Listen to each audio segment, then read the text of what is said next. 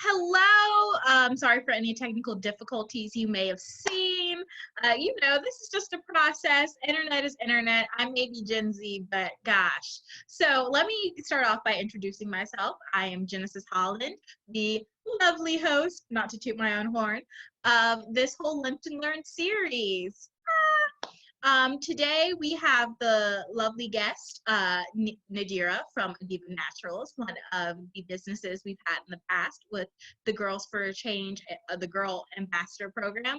And we also have our lovely other guest, Maureen Jules-Perez, who is not only a Girls for a Change board member, but she's also the VP of Capital One. So we have these two lovely, amazing Black powerhouses with us today, and we're so honored to have them. And just a little PTW, it's someone's birthday. That's Miss Maureen. So yes, Sister Maureen even took out time of her birthday, her special time, if you will, to do this for us. The whole reason we're doing the Lunch and Learn series is because we're trying to raise money for the Girl Ambassador Program, which is an essential thing that happens with the Girls for a Change program, which really helps the growth and development of young girls through processes of internships with small businesses. And given the current pandemic and other things happening with the economic process, that things like this, which are so essential, are at risk. So I hope you've got your tea and crumpets and all that other stuff, because we're about to get started with the Lunch and Learn series. First things first, I would like to ask our first question to this Black woman powerhouse that we have over here, Sister Nadira. How did this pandemic affect your business? I think the only struggles that I think that I faced was maybe source funding when I needed it. If I felt like I needed a loan or a grant or something like that, and I had to go to the powers that be in the city, it was never granted to me easily, if granted at all. It was all these different barriers that they put me through, all these different changes and challenges that they put me through, where they didn't put my counterparts through. Especially, I had a restaurant, that was even worse. This business is like, it's been okay. So I no real struggles, some challenges, a couple of roadblocks, but nothing, everything I used to better the business and to better myself. So it was never really, not too many obstacles as a Black business. Wow, I love that. I love how you took, your situation, no matter what it may have been, and you redefined your narrative, right? You decided Absolutely. It wasn't a struggle, it was a barrier, it was a challenge, something that can be overcome. And I think it actually made us more creative. It actually made me more creative too. Okay, if I can't get in this way, I will definitely get in this way by leaps and bounds and do it better. So, no real struggle. Yeah, it took you this time to like really show your moxie as a person, Absolutely. It showed how you had to, for all the younger viewers out there, finesse the situation. Y'all know what I'm talking about. But basically, it's very enjoyable to hear that, you can look back on whatever happened to you and all the challenges you faced and just look at them as a chance for you to grow. And I hope other people listening today can see it as the same way. So that was the first question for you. I think I will go ahead and do like a back and forth type thing. And now I'll ask a question to Miss Maureen. So a question for you. I know I've already said it, but first and foremost, happy birthday. They're going to get sick of hearing me say happy birthday. So I'm probably going to say it. But you're such a lovely person. So I feel like everyone should get a chance to celebrate the birth of you, as I feel for all Black females. But, I know you personally, so I'm definitely like, So Miss Jules-Perez, you are in a unique position of being a woman of color, and a VP of technology at Capital One, as well as a board member for Girls for a Change. The theme today is all about internships. I was wondering, how does the lack of diversity in the tech field affect the diversity in tech internships? Sure. First of all, thank you for having me. And Genesis, I just love seeing you. The last time I saw you was in February. We were partying in LA at the Girl for a Change event, and I missed you. So I'm just glad to hang out with you, frankly. You're gonna make me blush, so let me quickly answer this question. Oh my gosh. Introvert me can't take it. It hasn't been an easy journey, that's true, but I think everyone has that story, whether they're a Black female in tech or a Latina woman in the military or wherever that be. And what I try to do is learn from my mom, who I spoke to this morning and thanked her for bringing me into this world. So I'm straight. Like she said, she did the prayers and gave me my blessing, so I feel really good. But she also reminded me of why it matters that we give back and how proud she is of everyone on this call or those who are watching who help their local community. So I just want to get that out there. But when it comes to me, there's no time to, like she was saying before, struggle. It's about moving forward and doing what you had to do. We all have purpose. And so for me, I went the route of technology because my teacher saw the potential in me. And the more I did it, the more I enjoy it. Over time, I realized I could do some good with tech. It's not just about making more money or stature. And because I'm in a place where I can help people, I now see tech as a place where we can not only help our Black community or Latino community or any underserved population, but we could also grow as a society where we're truly holding each other accountable and helping each other, and not saying that it's okay to have one person be very fortunate and the other one's not. I want to call that out. So then going back to the experience, I'm proud to be at Capital One, a company that cherishes not just diverse talent, but all groups of people. And Capital One's great about partnering with other tech organizations, whether it's like an Afro Tech conference or Year Up, which is a great internship program, or Girls for a Change, who I'm proud to be with. So I'm just wanted to just call out that it's clear that in our society, I think it was 16% of the population is Black, whereas in Silicon Valley, only 5 to 6% are in the workforce in technology.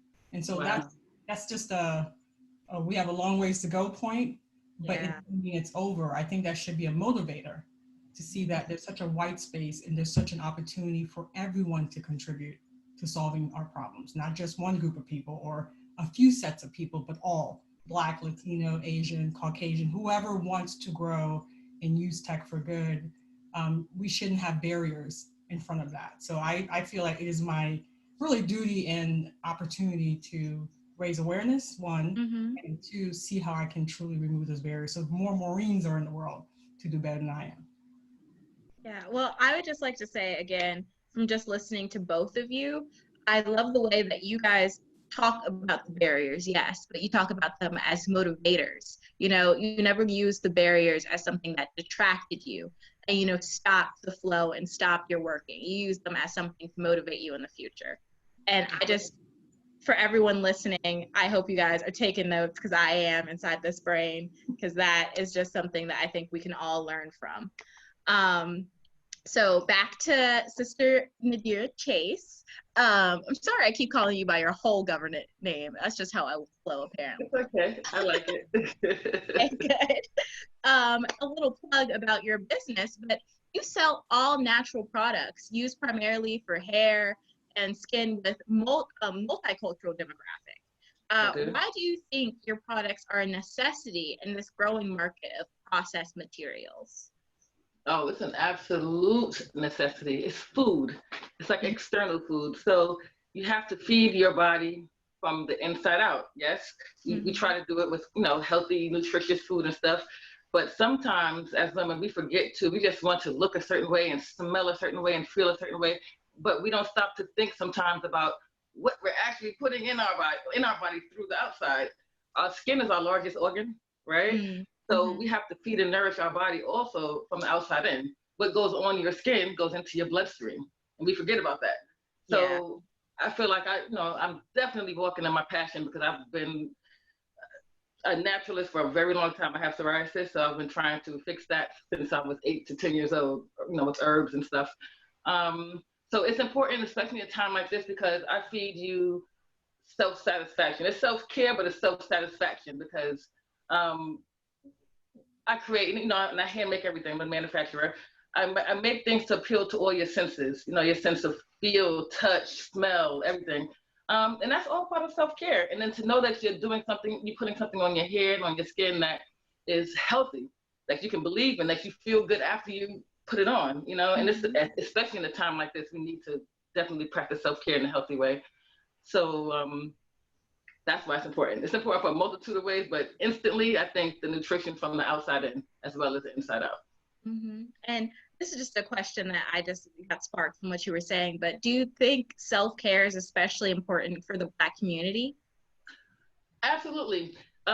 Just like Sister Maureen was discussing about walking in your purpose, we lose our purpose sometimes, and we lose our tenacity sometimes. We have the ability to lose our tenacity sometimes in times of stress, especially in the Black community, and we just put stuff on our shoulder and carry it like nothing ever happened. We just walk with it.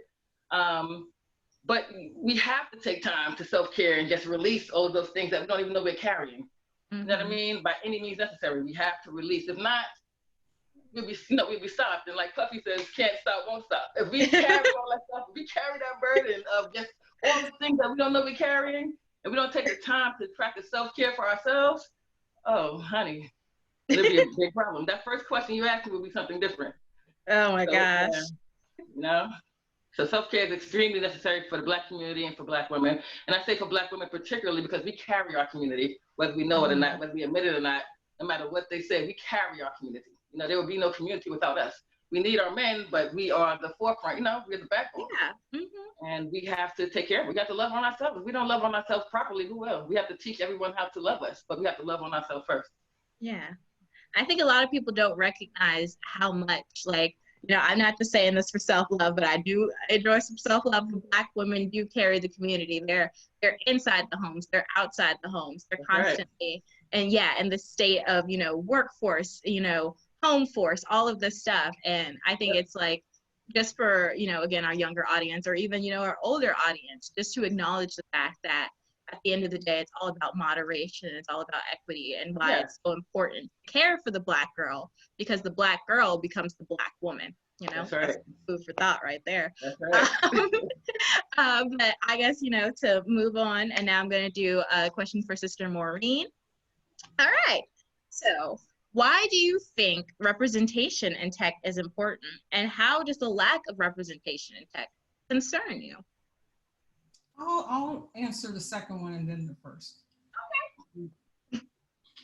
Only because that's what the universe tells me to do, but it matters because we all want to belong, right? Whether it's being part of our family, being part of our community, and then during this pandemic, we're all earthlings on the earth sharing one moment, right? Where our fellow human beings are suffering. Mm-hmm. So if you take it from being so serious to more related to technology, I know what it's like to be the only, whether that was in chemistry class or in physics class or in a software lab setting, it doesn't feel good. And then, and if we have that be a consistent pattern, individuals like myself start saying, well, what's wrong? What's wrong with me? What's wrong with my group? And there's nothing wrong, to be clear. And so having more role models in technology will motivate the Maureens of the world, the Jenses of the world, the Nadiras in the world to say, well, if she can do it, I can do it. And then also having access to opportunity and other role models that may not look like you. So it's not just about having more Black women, which I champion, but having more diversity in thinking and challenging me to be my best. If it's always the same old, you're going to get the same old, right? And we need to recognize that it's not just about the stats of 16% Black, but only 5% in Silicon Valley. It's about what should it be and what actions are we taking towards that? And if you're not clear on that, something's wrong, right? And I think sometimes we just get settled into this is the way it is, whether it's with the legal system, the technology industry, whatever you want to call it, whatever the environment you're in right now. And it all goes back to the zip code that folks are born in does not define your future. So just because we have these gaps right now, it's actually, again, motivated to say, well, why not have it be a certain number or have a more variety of Maureens and other folks and then see how that plays out. I'll give it a more comical view. Like, I'm a big fan of Iron Chef. I always get teased by my husband and my son, but I like when they have really random ingredients and they still create beautiful cuisines. Let the human creativity, let the human spirit thrive. And the way it thrives is by creating an environment to allow it to bloom. Otherwise, if you're set in only certain patterns, my purpose can't be realized. Our purpose can't be realized. So it's not okay to have the disparity compared to the population. We do a lot of purchasing. We do a lot of consuming of technology. So we should be the contributors and frankly, part inventors of the things being created. So it's not a matter of like, is it a problem? It's a matter of how do we remedy it? Because it's not okay. And then just to going back to your first point, I just think that there's such a positive uplift if everyone realizes that we all have gifts to contribute. You don't have to be a technologist, you know, for you to participate and have great positivity or wins in tech. Right. Today, I have a 10-year-old son who I'm sure right now is gaming and taking opportunity because mommy's on this live broadcast. And he's learning to both code, he's learning both to enjoy technology. He's also thinking about problems that could be solved by technology. So I think we just need to allow folks like my son and yourselves to just see what the options are. I feel like my role, my duty is to at least provide the access and the visibility and the awareness, and then let people decide where they should be, as opposed to being predetermined that based on your zip code or your economic status, or based on who you may or may not know, you may not have access to that job or access to that opportunity. So I just think there's just more to do. And I'm very happy to continually raise that awareness, whether it's comfortable for me or not as an introvert. I think we just need to keep the messaging going out there so that folks can know, like, why not? Why not me? Of course I can do this. Of course I can contribute. And my favorite thing is technology is more and more fun nowadays. So we should have more kids, more adults even, joining in to see what can happen, almost like an experiment or lab style. Like, this is the perfect time to enjoy technology. Yeah, and I don't even know what to say. What you just said was everything everyone wanted to hear, and also what some people never wanted to hear, but they should know. It's just, but back to the idea that you said of access, I think that's what it all comes down to, is the fact that it seems like there's a gap in that accessibility. Or maybe, maybe you have the new MacBook Pro and, you hear all this stuff and people are like, well, Black children don't have this and Black children don't have that. And I'm like, I have everything. It's about the idea of being able to take advantage of what you have. You look out and you see, these little, white boys 6 years old who have tech internships at Google. And then, we have our MacBook Pro and we're using it to watch Netflix. So it's that idea of being able to take what you have and be able to have the accessibility to take advantage of it, because they could have a Dell and still be hacking into your coding system in like 5 seconds, and again, like what you said with that whole idea of being the only, like, I love that. Like, I want to put that, like, tattoo it on my body right now, because the idea of being the only is only beneficial in its uniqueness. But when the only is used as a way to segregate and separate, the only stops being fun, it stops being unique. It stops being this great thing, and it starts being, you stop being a unique thing, you start being an example, And so seeing that here and you like bringing that message in blows my mind. I'm sorry. My vernacular is all off today. But I see Sister Nadira is just there nodding. She's like, ooh, gospel is what you're speaking. So we're going to go to her with another question, because she's like, I'm ready to answer something. So as someone who has been in the business, again, for years now, I'm just emphasizing years. I'm not talking about your age. You're making me sound really old, young lady. You said that a lot. I knew you were going to say something about that. I knew when I said years, I was like, she's going to say that I'm talking about her age. No, you look beautiful. Trust me. Not that you could be 85 and still look, I don't know, 20. But as someone who's been in the business for years now, what have you noticed about the growth of importance of internships? And like, oh, this question is long, PCW. So let me get it all out. Who is more likely to get an internship? Why are internships important? How has the Girl Ambassadors affected the internship demographic? And what was your own experience with having an intern? And last but not least, to wrap all that up, how has COVID-19 affected your ability to take on interns? Okay, I'm processing. That was very loaded. Yes, I'm sorry. It's a lot. Okay. I had a lot going on in my mind when I wrote that question. Yeah, no, it's okay. So the importance of internship, I'm a former intern. I interned for I thought I wanted to be a music mogul. I thought I wanted to be an A&R, so I interned for like Def Jam and Source magazine. Probably don't remember Source magazine, but which led to a career in the music industry, which was fantastic. And I would have never done that if I interned. I learned so much as an intern. It's important. Internships are so important because, well, speaking for myself, you get a chance to pay it forward. All internships, some internships, you're running around grabbing coffee or running errands and stuff.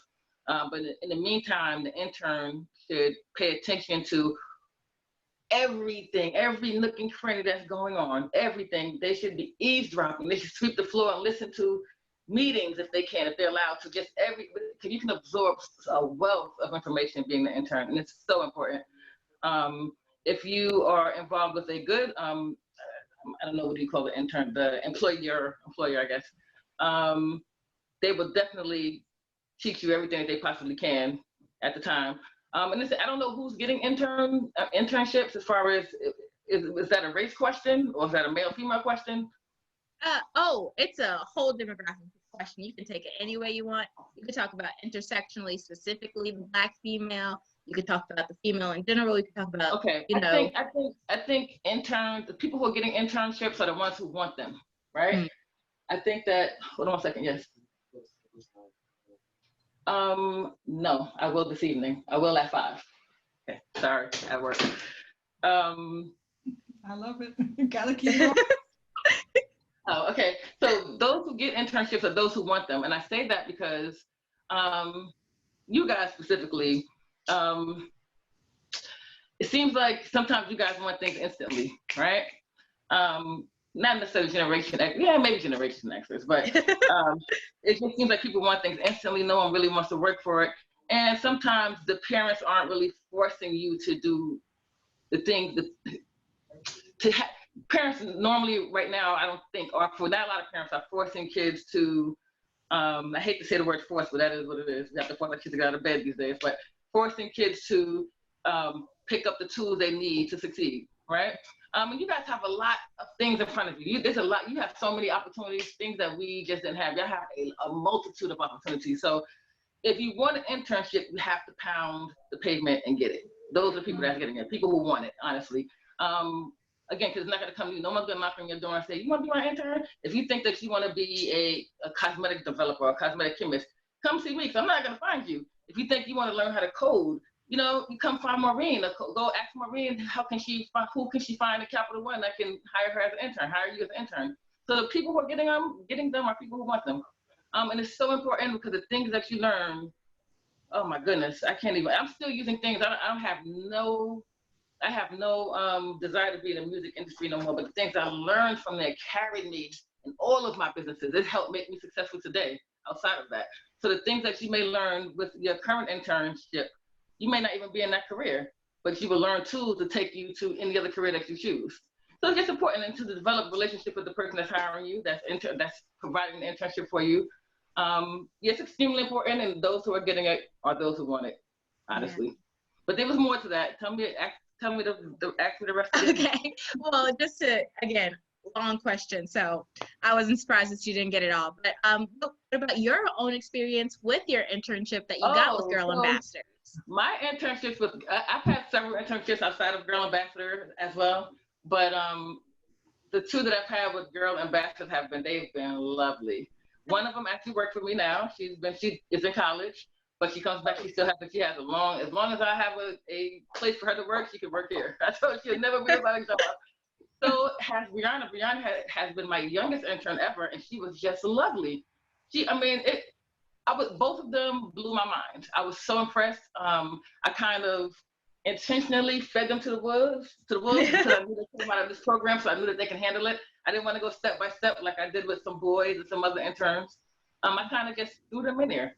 I threw them in there in the back. I had the interns work every aspect of this business for the most part. From the back to the front, salesmanship, social media, all types of things. I know they learned a lot. I hope that they learned a lot. But they were lovely. They actually freed up some time for me. It came to the point where I can trust them to actually work with clients alone. or I can trust that if I gave them a list to do, some things to do in the manufacturing side, I could trust that they did it properly because they were just bred that way. It was lovely. So it was lovely working with them. They were awesome, and I'm looking forward to doing it again. Oh, okay. I hear it now. I'm looking forward to doing it again. I love that. Yeah, they were awesome. And hopefully COVID, I mean, luckily we haven't been heavily negatively impacted by the virus and stuff, but supply chain issues happen, other things happen outside of my control. So hopefully we can affordably get another intern as well, because it really is important. It's important for them, it's important for me, and I love giving back. I love, if you want this information, I got it for you. I can't take it with me, Okay. So for that, I love having them. But right now, I don't know. I can't foresee what the future looks like as far as having an internship this summer. I hope that we can. I plan on having one. Again, we'll see. Yeah. That was great as well. I would like to emphasize the fact that, going back to the root of this Lunch and Learn lecture, just to put in a little plug, remember that this is all about the fact that small businesses and the Girl Ambassador program, this stuff that really does affect the Black female, and more than that, affects the growth of the female, because look at what Sister Nadira was talking about. She had a Girl Ambassador, and now anytime she needs work, she's there for it. This is, it's amazing. The way it affects us positively is in such an inconceivable notion that you have to see it to believe it. And that's why we're having these lunch and lectures. You're seeing it, so I hope you're believing it. I tell you, I threw these young ladies to the wolves. I really did, and it was so fun doing. It was so watching them scramble, but they handled it with oh my goodness, they were fierce. I loved it. You need to do that sometimes. You can't be coddled. I'm like your mom. I'm not gonna coddle you. You need to just do it. It was wonderful. Yeah. So it's like, you see what she's saying? It's like she's showing that when the Black girl shows up, we show up and show out. So that's right. You're gonna want more of us, and the way that you can get it is by supporting this whole Girl Ambassadorship, and watching these lunch and lectures. So another question I have for Sister Maureen: you have talked a lot about that adorable son you have, who I've seen in the flesh, and I literally, oh my God, I don't even know. I don't know how you don't just pinch his cheeks all day. But speaking of that, you are not only a tech powerhouse, but you are a loving mother. Like, I don't know, like an amazing mother. If you had a daughter, why do you think a program like Girl Ambassadors would be important for her? Well, thank you for saying that about my son, whose name is Zen, and he really was attached to Genesis. So I think you're biased, but I'll take it. Thanks for that question.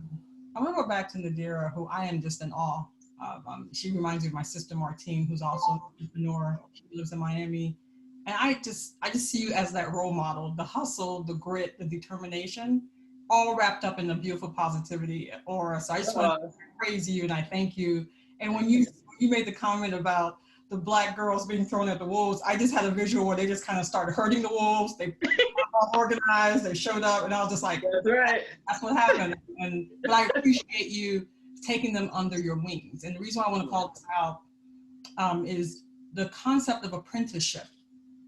Giving someone who may be young or young at heart, looking to grow at a certain skill, and having someone like Nadira saying, I will allow you the opportunity to learn that skill and earn some pay and get you on the path of growth and opportunity further in your career is such a huge thing. And for anyone who's listening on this live Lunch and Learn, ask yourself, not only do you raise awareness about who's around me in my little community, who can I help?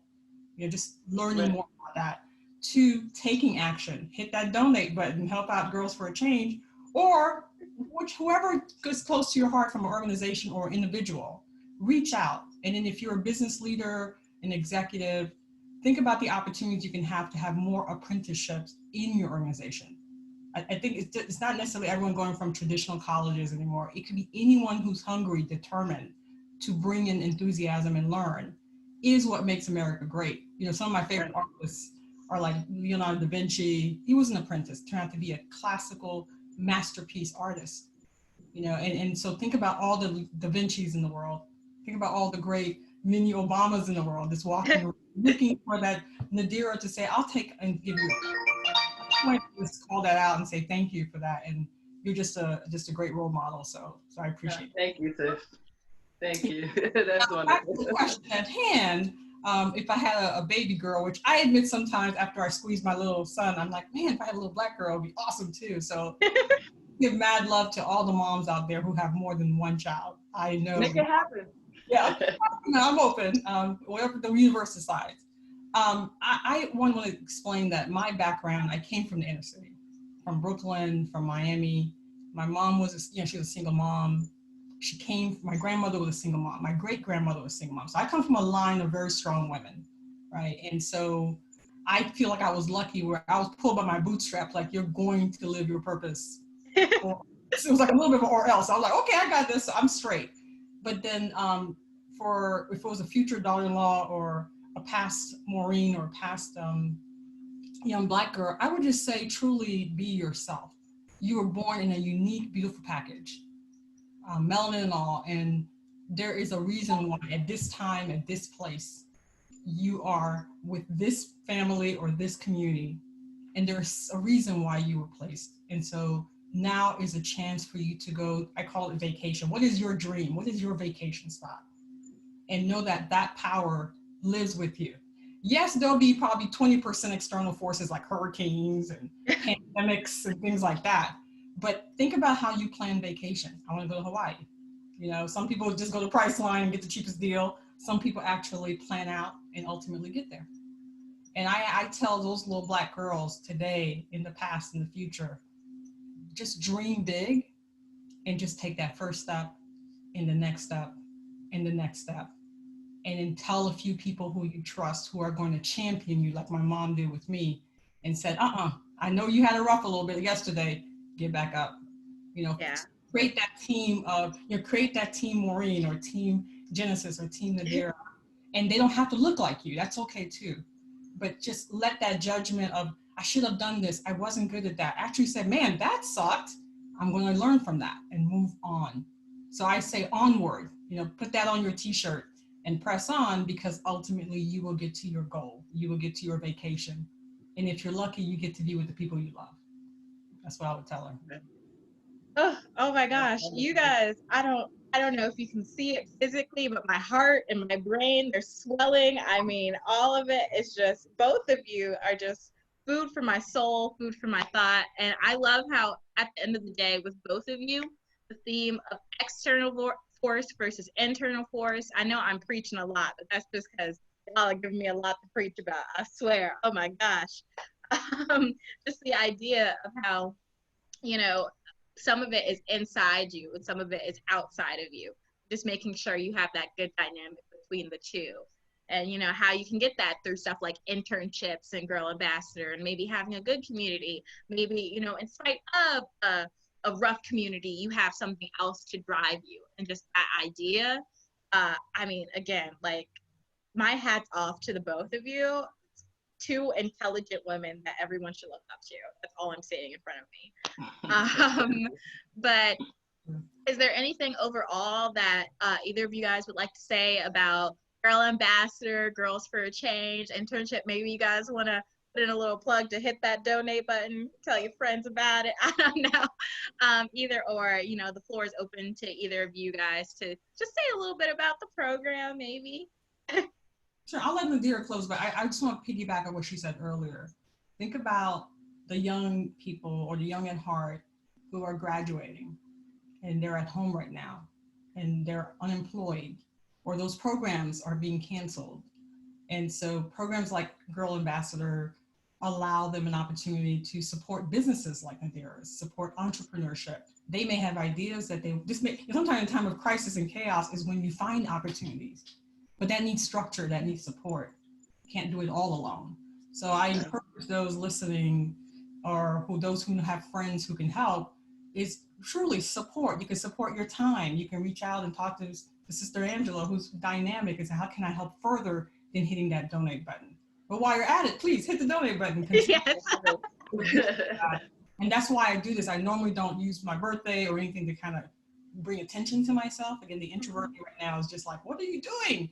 But it's worth it because those girls are me. I've been on the streets. I know what it's like to feel alone. Those are not alone because they have me, they have you out there. So I'm saying, let them know that. And then when you're at it, go further. Don't just donate. What else can you do during this time of crisis so that they're not just looking down at the barrel of an unemployment? They're seeing that, there's a chance over here. This door closes, but this window opens. That's right. Or this phone rang. Like I love when Nadira's phone was ringing off. Like, opportunities always there. Just look up and please help. And then the last thing I want to say is just thank you for all the love you have given me here on this call. Because that's the blessing I have. I'm just grateful, and not everyone has that privilege. So I just want to call out that what can we do to have more people be encouraged and supported to be their best? And we're here, and there's no escape right now. So this is the perfect time to show up. So please show up. I'll gladly yield the floor to Ms. Nadira. Thank you. You so eloquently set it off, and eloquently. I mean, she, It's about my heart. I mean it. I love you both. Okay, no. Yeah, she really did sum it up. The donation is for a multitude of things. However, the donation, I believe this particular donation, this series of donations will be for some businesses because of the impact of COVID, won't be able to afford to pay an intern. So I think it's to help people, help interns get paid. Even if you can or cannot pay an intern, or whether you can donate today, I hope you can. Invite a young person to come in and just watch you flow. If you have a space where someone can come and learn from you, invite them in. If you're doing something positive, if you're doing something to make money, if you're doing something that shows tenacity, invite some young person to come in, because I didn't have that. I had to look, I had family members that I admired, but no one really outside of my family, and not too many in, just maybe a couple of people. But you'd be surprised. A lot of people don't have these things or people to look up to. So if you have something, if you can support a young lady or a young man, but specifically someone from Girls for a Change, just come by and see what you're doing and learn from you. Absolutely, I encourage you to do it. It's so important. And you never, the impact that you have on people, you never really know. You never brush across someone so lightly that it doesn't matter. Mm-hmm. You know what I mean? It just doesn't happen. You may not think that one hello or that one tidbit that you taught someone matters, but it does. Later on, it does matter. So donate if you can. Donate your time. Donate some coins. Help Girls for a Change. We need them. They need us. Well said, Nadira. Thank you. Yes. Oh my gosh. And we also, again, thank you both for being here, especially, Sister Nadira, with your busy business, you took time out of that. You were like, let me get on this call. I love you guys' program. Everything. I love it. I watched it grow from the beginning. Oh my God. And then Sister Maureen, who's like, it's my birthday, but so what? I'm going to push past that introvertedness and just be on the show. And so we're going to move on to our next guest. If you guys want to log off, or if you guys want to stay here and listen in, you're allowed to do either. So Alexander. Hello, to our next person. Nadira. Hello, Maureen. It's a pleasure. I popped in. I said, they're talking real stuff here. I appreciate you saying, Nadira, what you said about donating your time and your money and all that. It's so necessary. Very. It's to some it's a sacrifice. To people like you, it's a way of life. It's the way you live your life. Mm-hmm. And I just wish more, especially in this time, we're finding out how connected we are. Mm-hmm. Black people, I think, always knew it. Black women certainly did, but. Absolutely. Well, thank you for being here, Erika. I'm gonna go off video and listen to you. Sure. It's a pleasure. I hope to meet you both one day. Dear, thank you so much. Thank you. So, I'm overwhelmed by the goddesses surrounding me. And we've just introduced a new goddess named Miss Erika Alexander, who's on screen now, who we're just so excited to have. And, thank you for being here. I always like to introduce it with that, because it is really, you guys taking time out of your day to do this for Girls for a Change and to really bring awareness to this. So thank you, from the bottom of my heart. But I would like to start off with a question that tells a little bit of your history because it's an impressive resume. But not only are you an actress, a writer, a producer, an activist, you're also co-founder of Color Farm Media, which has the main goal of making sure that Hollywood becomes diverse and equal. Why do you think it's important to have this representation in Hollywood, so much so that you created Color Farm Media? Well, that's a really good question, and I guess it gets down to the core of most of everything that I feel like is connected in life. That stories matter, and that representation is essential, because it's not that if we don't see ourselves, if they don't see us, then we can get treated any way that they put inside of their framework.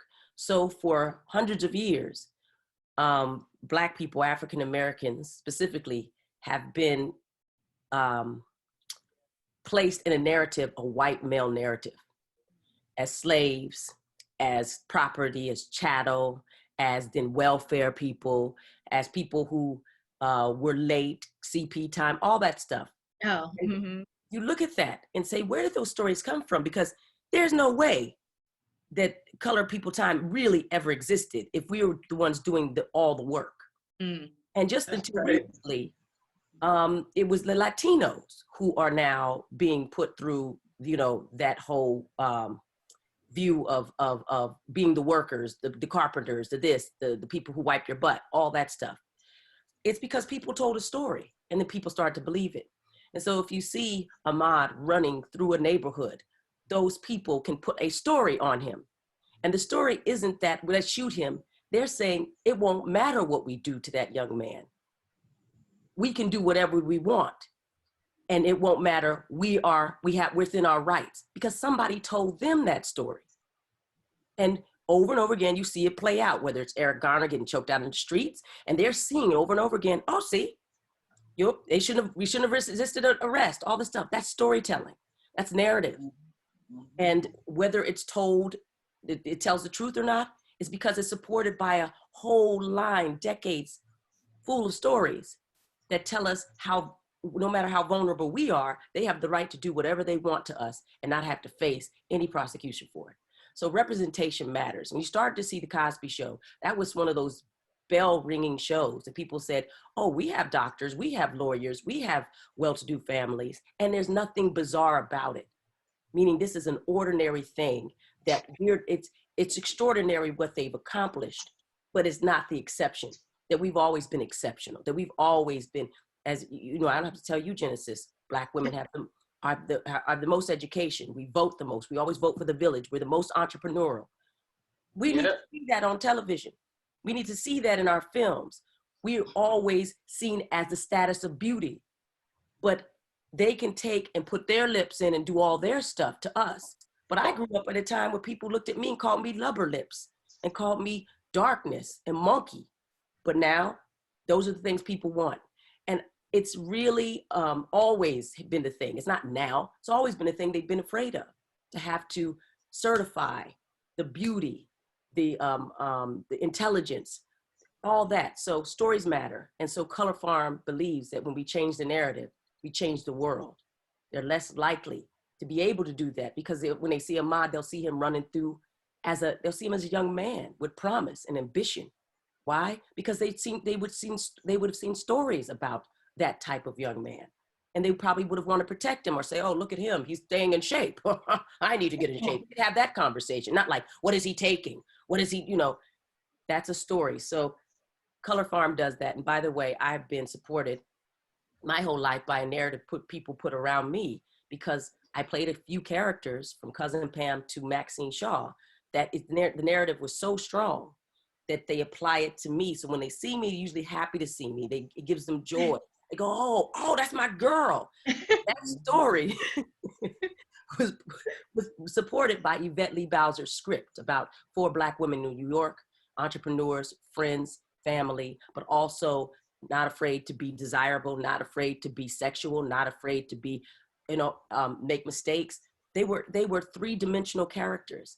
And I appreciate that she had that narrative. I'm glad that I played Max. because when Ayanna Pressley came up to me and said, I went to law school because of you, when Stacey Abrams says, do you know how much that character meant to me in my career, when Mayor de Blasio and Charlene, they stopped me and say, wait a minute, we've got to tell you something. I'm grateful because, again, I'm wearing the face of that character, but then I know how the character resonated. And I know how those characters resonated with me, whether it was Felicia Rashad or Cecily Tyson or Lorraine Toussaint or the people who raised me like LaTanya Richardson and Pauletta Washington. Those sisters were the bomb. They came to work, they did their thing, and you were left, I mean, when you saw Alfre Wood on stage, you couldn't be left unchanged. Those who I'm talking about. And we need to see more of that, because when we told that story and those sisters handled that's people like Viola Davis, all those, that they are the children of the people that I just mentioned. And I'm grateful that I got a chance to act with Gloria Foster at the Public Theater. That's the woman in The Matrix, for people who don't know, who said to Keanu Reeves, have a cookie, you'll feel right as rain. That's her biggest movie. But she had been acting up a storm on Broadway, off Broadway, for decades and could not get a job any place. She's our Judi Dench and we don't know who she is. We need to tell those stories. Wow. I just, the words, I mean, I couldn't have asked this question to a better person. Like, I know I don't seem eloquent, and, you know. I had a psychic jump all over your Zoom here, but yeah. I wish you could do it again, because nothing is going to take back that moment when I first heard you speak about this and the emotions I felt as you did it, because that was, I mean, amazing. I just something. Yeah, go ahead. Okay, Erika, you made it okay to speak your truth with no resolve. Like, literally, it was like, you know what? I can do that. It's okay. Loved that character. Loved it. And you did that. Thank you. And I tell you, Nadira, literally, it's because I grew up and had friends with people like you. You know what I mean? And when I say that, they had already achieved so much. And their achievement wasn't necessarily something you could see on their resumes, the way they held themselves. It's what they didn't do. It's what they passed on. It's who they hung out with. It's the books they read underneath. Bell Hooks. And you know what I mean? Nikki Giovanni. All that. I mean, you know, I'm grateful that I met those people, because I was in Arizona and I came to Philadelphia. And I didn't even understand what, and Genesis, you might know, you've heard Young, Gifted, and Black. They were living that in Philadelphia. And these girls were just outstanding. They had beautiful, voluptuous bodies. I'd never seen that in Arizona. Everything that was dynamic about me, I tried to minimize until I got around these girls. And these girls were like, shirt tight. They had their names with their buckle in it. Right. I'm the oldest one in this chat. They, you know, we had nameplates and all that. Couldn't afford any of that, but they were so outrageously, bodaciously Black and gorgeous. It just changed. It changed my whole view. I used to go into trailers, because I've been acting since I was 14, and my hair, you know, I wouldn't want them to see that I tied down my hair at night and did all that. So we, you know, back in the day, used to put little pink rollers and do all our stuff and set our curls and all that. And I'd try to take it out in the morning. And, you know, you just didn't want people to see you looking nappy. I'm in a space that's all white people doing my hair, makeup, all that. I was on the set of Street Time. Street Time is a series I did for Showtime. Serena Williams did an arc on it, 3-episode arc. Serena Williams, I'll never forget it. She got out. Now, this is Serena Williams. I was already like, oh my gosh, it's Serena Williams. Baby, she's 21. She hurt herself and was going through rehabilitation. She comes in and she's got a sloppy scarf on her head that you could see she traveled with.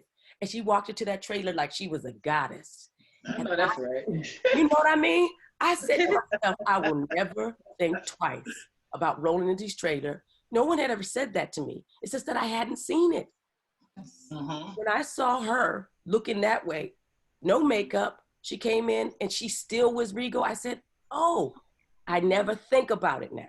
I roll into those trailers, I get up, and it doesn't matter white, Black, or otherwise, who's there, what the star is. I'm looking like me, and I know I'm going through a transformation to get on camera, but this is me, and I don't have to be embarrassed about how I look. In fact, it's a validation of who I am. That was Serena Williams. She didn't even know she taught me that day. I had done 20, I guess up to that point, 20 something years without seeing somebody like me walk up in that trailer early in the morning. Thank you. I have to share a story, if you don't mind, Erika, where I was a 7-year-old in Miami, single mom, latchkey kid, and I watched Star Trek one day, and I saw one of the most beautiful Black women, Lieutenant Uhura, if anyone's a geek like me. She was on the bridge. I had not seen anyone else on the bridge but Lieutenant Uhura, and she controlled the communications. And I tell you, I went crazy. I couldn't wait for my mom to come home, and I was like, Mama, we in the future. Yes. Like, what you talking about? I said, we are going to go out of space. Like Lieutenant Uhura. Yes. That was 7 years old. Impact. Yes. I just want to share that with you. Thank you. Yeah. She did, by the way, did the same thing for me because my father used to look at the TV and go, "Ooh, that's a beautiful black." Yep. Same thing for me.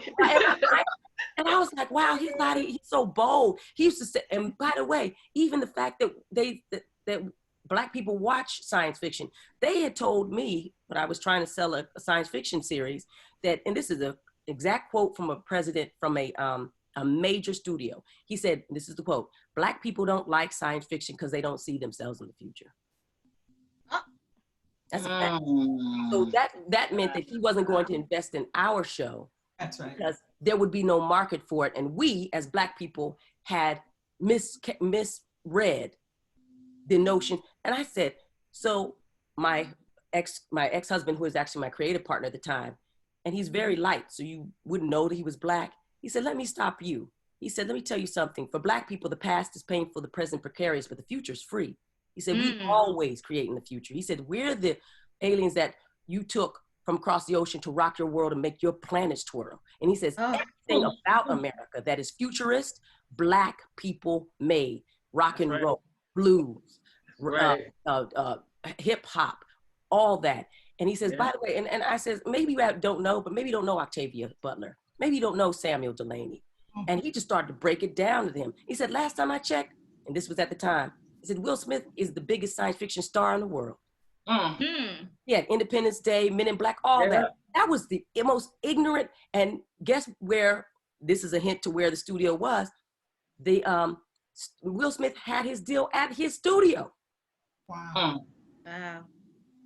We did, of course, what we wanted that day, but what we decided, and this is the power of doing things yourself and how we always seem to have to do more. We did a comic book called Concrete Park. It was the name of the show we were trying to sell. And that year, we ended up getting published by Dark Horse, and it was a Best American Comic. And then Forbes said in 2015, it was one of the best graphic novels in America. So we find our way, but I'm saying it was because of the huge mountain of racist arrogance and nastiness and it was straight propaganda. How many people had he told that Black people said, yeah, I guess you're right. I guess it's tough for us to see ourselves because we so mired in the now, all that mess. And I'm like, wait a minute. No. I love it. So there you go. You are just, I bow down to everything you're saying. Like, you are speaking in a way that I wish, I don't know. But I would also like to, we have someone else on as well. We have Sister Brianna on, who is here, who's definitely going to close this out to talk a little bit about Girl Ambassador. But I would like to have you, Sister Erika Alexander, I'm sorry, I say everyone's full name on here, just to talk a little bit about, you keep coming back to Girls for a Change, and I can see why, because you are the whole essence of Girls for a Change, Black female, powerful, work for it, here's the systematic, and here's how we gonna break it down. And I'm just so happy that we have you in our lives, because you really are, for all the Black females watching, empowering, and not even for just Black females. For Black females, you're empowering, but for, white males, you are, you're opening something here, you're opening the food for thought. And I just think it's amazing. But I would also like to ask, what's next for you? Because, I would like to hear a little bit about, what's Cousin Pam up to? What she got going on? Yes. I want to know. I want to see Erika some more. Oh, thank you, love. Thank you. I'll be brief. Before this whole thing hit with the COVID, I had been filming a series for Quibi, which is a new network online. I And just downloaded that today. yeah, I don't know how well it's doing right now. They have a premise that they do small bites, and that's how they do it. But we were doing a remake called Swimming with Sharks, and it was a remake of a Kevin Spacey movie, and it was done in 16 episodes, and that's how they were cutting it up. And we were going along, so I'll probably get back to that. Also, Wu-Tang: An American Saga. We done the series last year. It had been picked up by Hulu for another year. That we'll get to, but since production won't be going for a while, frankly, until they figure out how they can protect people, I'm really focusing on the film and television productions that I've been writing or producing, and trying to actually finish a lot of the things that I'd left fallow. I mean, I'm a big talker, but I had too many things that were outstanding, so I'm trying to finish some things that I started, and that's what I'll say to Girls for a Change. That's what I learned, is that it's important to finish what you start, because otherwise it sits there and sort of undermines your confidence about what can be completed. And then I start to have the pattern of not finishing. So I'm trying to finish some things I started. I'm doing a 26 episode narrative podcast for Spotify. So that I've been show running a room for that. And also I'm doing a movie about the Boys Choir of Harlem, and getting that together. But again, production won't be for a while. The audio stuff is cool. And I've been writing a lot and collaborating and figuring things out that way. So I think right now, the best I can do is stay healthy, try to, you asked very quickly why I keep coming back to Girls for a Change, because I'm not coming back to anything. To me, it's where I feel very comfortable in this space. And I'm grateful that y'all invited me, because I feel like girls of color and Black girls are more than the future. They are, you talk about essential workers, they are the essential human beings that will pull us out of ourselves and into a better world. And any investment inside of that space is an investment to myself, and also a tribute to my mother, who worked so hard and did not get all of the things that she deserved. She didn't get her roses like she deserved, but she certainly is. I try every day to live like she taught me. Oh my God. Oh, okay.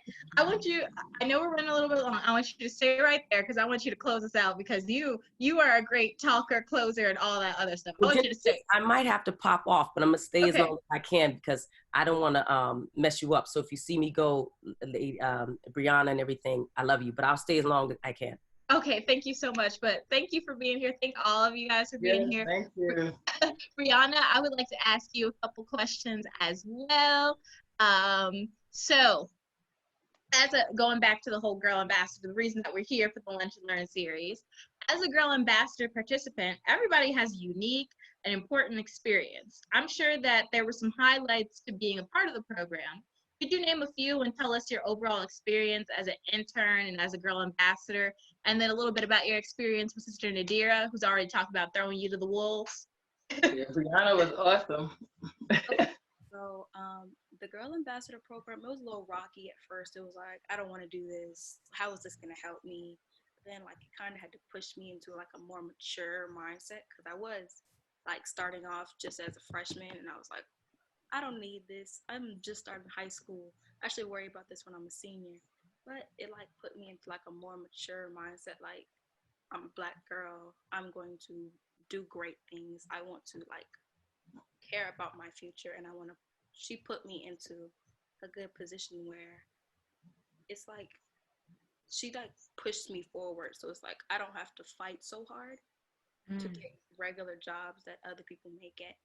And one of the best moments would be the creative industry camp, which was in New York. Miss Angela took me and 7 other girls to New York for a week, and we like explored the fashion industry. We talked to people from Kate Spade, Target. We went to a Broadway play. We did all types of stuff, and it was so fun. It like opened my mind up to many things I didn't know. So that was really fun. And my second favorite part would also be the internship, because that was very, very fun. Because like she matched us up perfectly. What I want to be when I grow up is basically Miss Nadira. Oh. Oh, wow.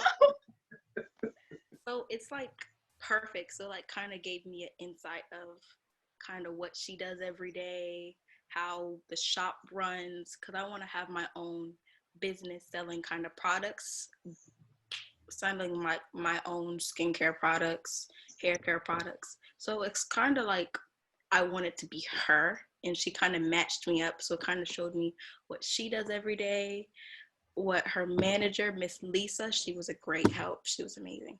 She like showed me how to run a business. Well, not actually run a business, but she showed me what it takes, how you gotta take care of everything. You gotta do this, you gotta do inventory, you gotta buy bottles, you gotta make product, you gotta be on it. You can't just, oh no, today I don't feel like it. You gotta change it. And it was very fun because I adapted pretty well. Yeah. It was like at first I was a little shy, like I'm not sure about this, but like they were very open, they were very friendly. They like made me feel like I was there the whole time. Like her mom, every time I would walk in, she'd be like, "Hey, how you doing?" She'd make conversation with me. They always talked nice, and all the workers were always so nice to me, and it was just like felt like family. We were just like in a good position. And it was just like I was doing what I actually like to do. Okay. It was amazing. It was really fun. Well, Good. Sister Nadira, do you have anything to say to that? She said she wants to be exactly like you. Oh my No, you're gonna be better than me. Brianna is amazing. Brianna is going to be better than me, and I want you to be better than me. You have so much put in front of you. Brianna's so intelligent, ladies. I don't know if some of you know her, Miss Erika. You may not. She's so intelligent and well spoken and calm under pressure. And she's being modest. I literally just put her out there and said, "Do this," and then I show her along the way, just to see. I guess really wanted to see if she could and if she would, or if she would break down and fall back, but she didn't. And she just got better and better and better. So Brianna, you're gonna be the bomb. You're already the bomb. You're gonna be amazing. Better than me. Way better. Always strive to be better. You're gonna be better. You're amazing now. Thank God. you so much. Well, Sister Brianna, you talked a little bit about how, just how it was such a right fit for you, but how did it, just as an internship, did it help you grow in any way? Did it maybe change something about you? I feel like it kind of made me more like made me more like speak up for myself. I don't know what the word for it is. Like, cause I'm kind of shy, like type of like sit in class, just let somebody else answer my question and just kind of suffer in silence, try to figure it out on my own. Oh, advocate. It made me advocate. Made me kind of advocate for myself more, and I kind of like put myself out there. Cause like we had a lot of social events. She has her Adiva After Dark, which is like after 7. She has like snacks, all that fun stuff where we like sell products, dance to music, all that fun activities. So, and we had this, I forgot what it was called, but it was like a little shop where we had all these different types of people selling their crafts in one at the night market, yeah. night market. And I was there from I think 2 to 10, and it was very fun. I stood out there, I talked to people, I was like, "Hey, here, try our products." Talking to random people, and I was usually not like that. I'm the type to just sit down quiet and just wait to be called on, or just wait. But it was actually fun. I was like, "Oh, I'm actually pretty good at this. This isn't actually, I'm good at this. Like I could really." She was. I've heard of articulate, so that it was just very fun. And I also feel like it put me in it changed my mindset, because like usually when we don't have school, it was in the summertime. Usually when we don't have school, stay up 4 a.m.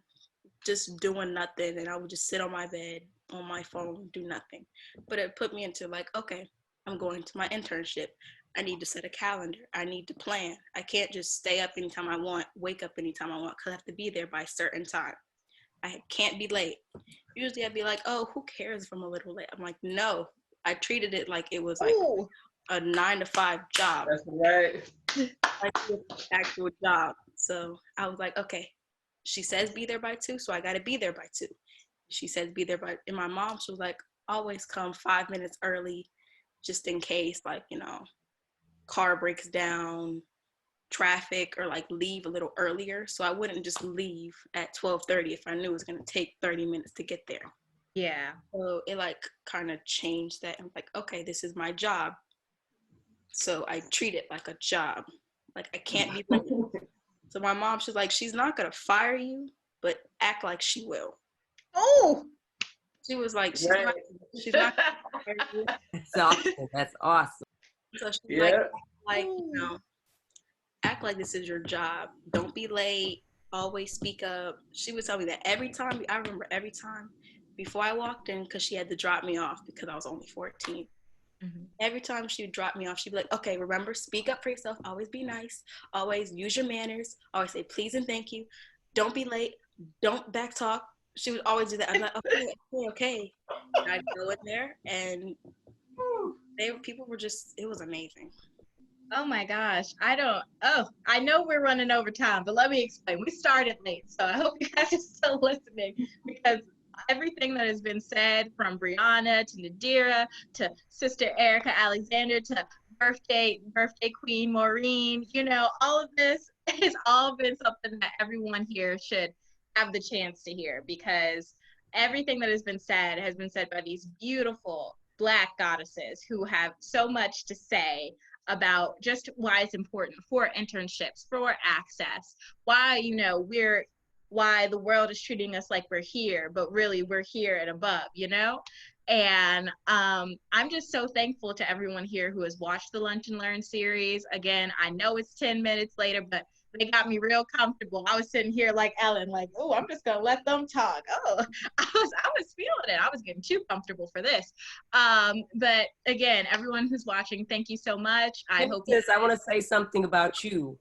I met you and you were outstanding then, and you're outstanding now. You are young Right. maven. You are the young. Right.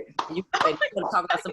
Absolutely, you are. At this, you were made for this, and I can see how much you you just shine, and that is a beautiful skill set. It's something you were born with, but the fact that you do it so well, and that you found this place, and that you have your show, and all, this is totally inspiring. But I said this when I saw you. I went up to you and I said, "You are amazing," and you are. That's no blowing smoke. That's a real skill set. Not everybody has it. You have it in spades. Yep. you guys are making me blush. Thank you. Thank you. Thank you guys. Thank you, Miss Maureen and Nadira, Miss Brianna. You're so cute. She's beautiful. Yeah, she is so beautiful.